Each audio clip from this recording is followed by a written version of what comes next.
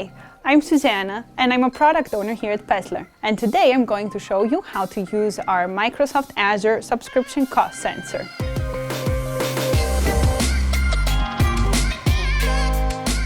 Okay, so in order to add the Azure Subscription Cost sensor, the first thing you need to do is create a device. So we add a device and we give our device a name. In this case, we can name it Azure Subscription Cost. Okay, we leave the rest of the settings as they are.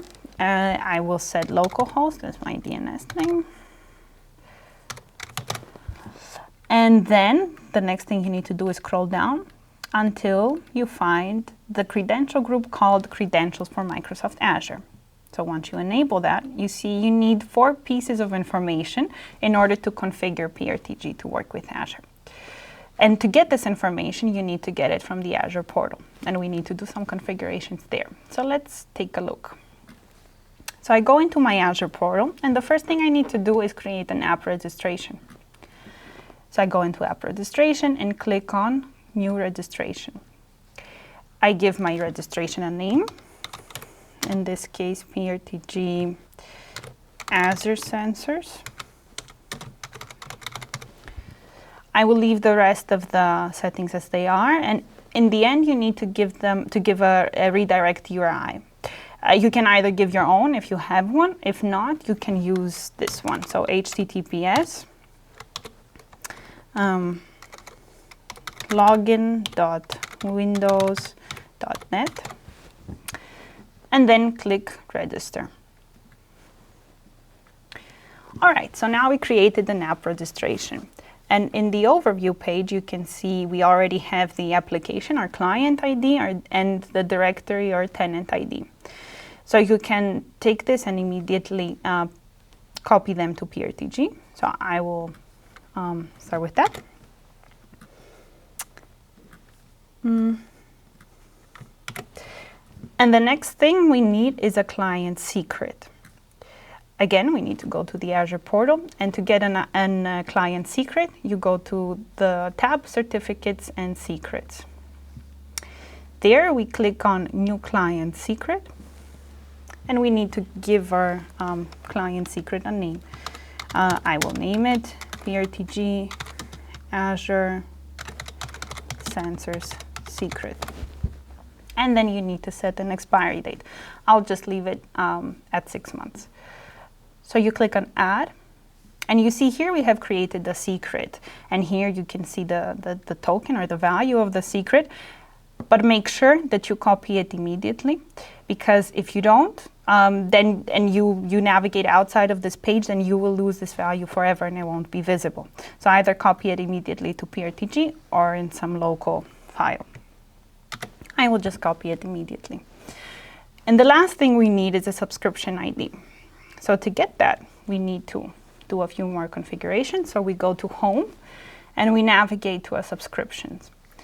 There you need to choose the subscription for which you need to monitor. And then we go to Access Control. So the first thing we need to do at this point is to create a custom role. So I click on Add and Add Custom Role. And there we see we need to fill out some information. So there's 2 things you can do here. Either fill it out manually, or otherwise, I have a better suggestion. So you can go to our online knowledge base article called How Do I Obtain Credentials and Create Custom Roles for Microsoft Azure Sensors? And there, all you need to do is scroll down to the bottom where you will find some JSON structures. And what you can do is copy the content into a local file in your local directory and then upload it into Microsoft Azure.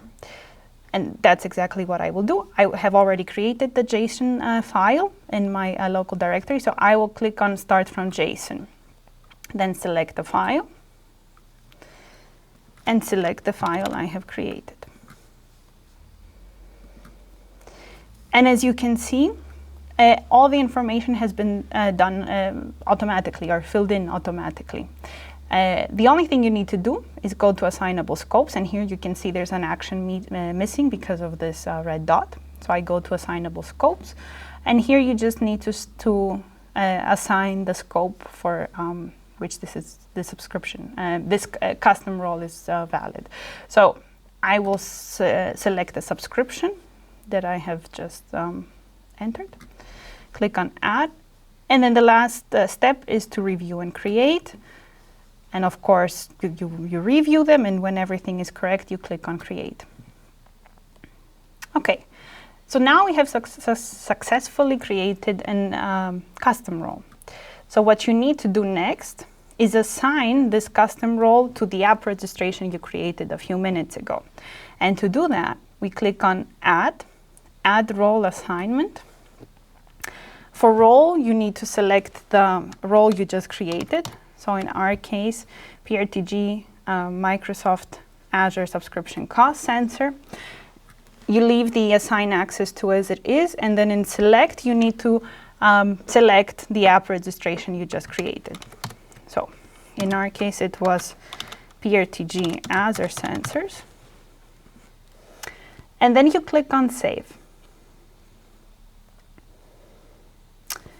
When that has been successful, all you need to do is go to Overview and get the subscription ID. You then go to PRTG and add the subscription ID. And that's all the configuration you need in order to make the Azure Subscription Cost sensor work in PRTG. So you now click on OK, and your device is ready. So the last thing you do is add the sensor. So, subscription cost. Okay, so here we see there are some settings that you can already define before adding the sensor. And the first two, so the budgets, here you can see information about your budgets inside the sensor. If you click on Disable, then obviously you won't see the information. But if you want to see the information in the form of channels, then all you need to do is click on Enabled. The same goes for cost forecast. I will also enable this.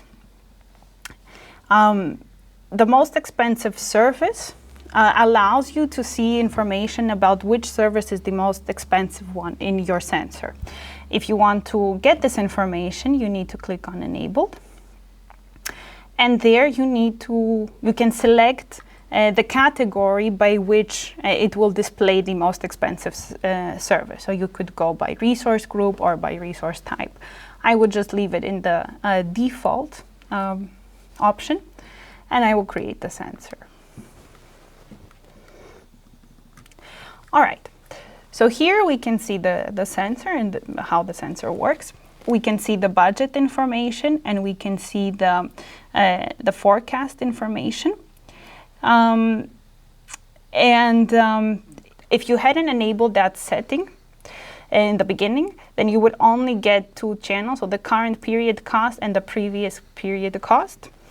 But now you see we also get information about our budgets and our forecast.